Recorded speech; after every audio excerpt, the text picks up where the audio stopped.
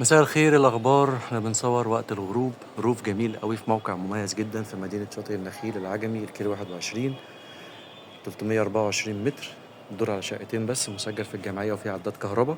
احنا كده بنصور من الدور اللي فوق، في قعدة، في شواية، وفي برجولة خشب، وفي مطبخ تاني.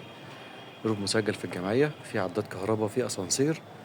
تاني شارع بالظبط من الشارع العمومي في مدينة شاطئ النخيل، وكمان قريب قوي للبحر، بينه وبين البحر بالظبط شارع.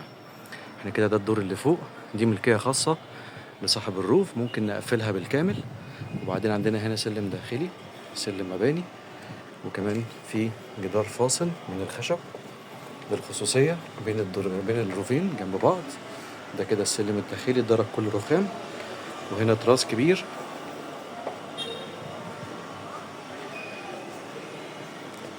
ده كده التراس الخاص بالروف. وادي المسافة للبحر، وعلى شارع عمومي كمان جنبنا اهو في كل الخدمات. روف هايل جدا، مناسب جدا للسكن الدايم، مناسب طبعا للمصيف وللاستثمار.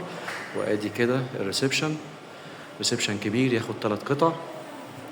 وهنا باب الشقة والاسانسير. وبعدين عندنا هنا المطبخ، واجهته من الحجر، وفي 2 حمام. ده كده اول حمام، حمام خاص بالضيوف. وهنا ممر التوزيع.